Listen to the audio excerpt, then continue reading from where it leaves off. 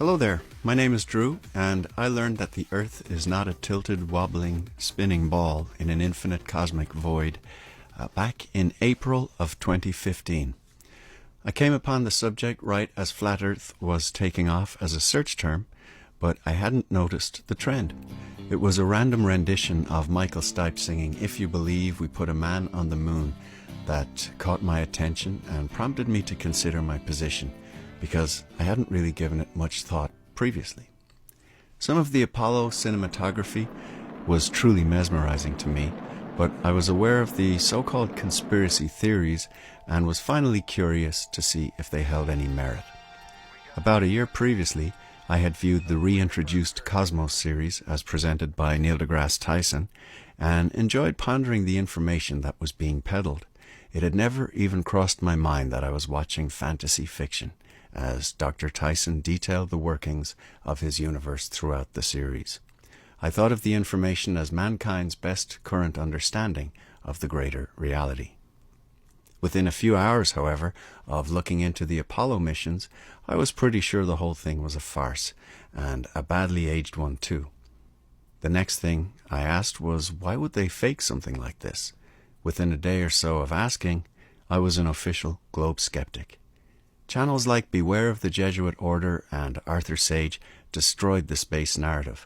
Access to genuine information was wide open back then on YouTube, but it was observations over water that sealed the deal for me. Ben from Taboo Conspiracy has one of the best channels to this day, featuring observations done by himself and others that destroy the curving water narrative completely. I can clearly remember first contemplating an Earth with level water and how the absence of curvature would eliminate daily rotation as the cause of the cycles of day and night. Outer space was gone in an instant, and the work of rebuilding a new understanding of this very different reality had begun, this time based on physical evidence. But there were more surprises ahead. One of the major awakenings for me didn't involve the topography of the Earth at all. It was the human reactions that I encountered in the early days when I tried to discuss this with others. I was blown away by how triggered people were when I tried to bring the topic up in conversation. In one of my good friends' homes, I was barred from mentioning any of this at all. I've since come to understand that many people have a lot invested in their worldview, perhaps too much to risk challenging it on a personal level. Still, this reaction gave me some resolve. I have a background in the practical use of geometry. I apprenticed in the trades of carpentry and joinery in the 1990s in Dublin, Ireland, and spent a career since then turning lines on paper into physical objects. Geometry is precise and unforgiving. If an object has radial curvature, it must conform to certain specifics, whether the circle is a jam jar lid or a slice through the spherical Earth. Over the last few years, I've put some time into refining a way to test the Earth for curvature that doesn't require special equipment, that isn't very expensive, and that can be performed by anybody with the curiosity to do so. It should clearly reveal the curvature or expose its absence beyond controversy, neutralizing all biases.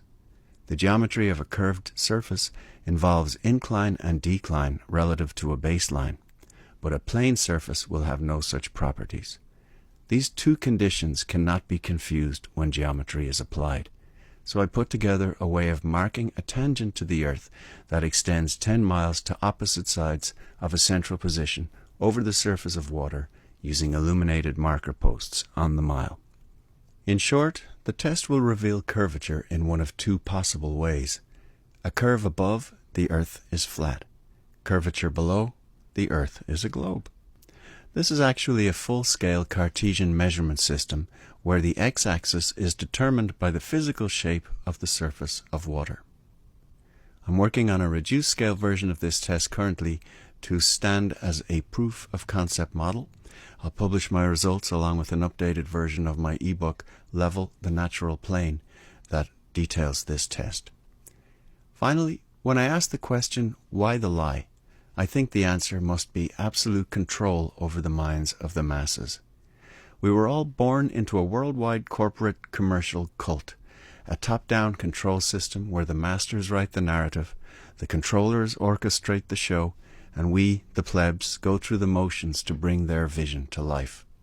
The Globe is very much a product of their system. It's an offer.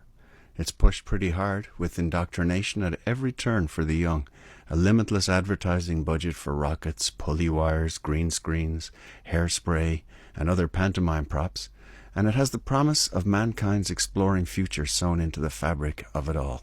It's pretty insipid, but it doesn't have the truth.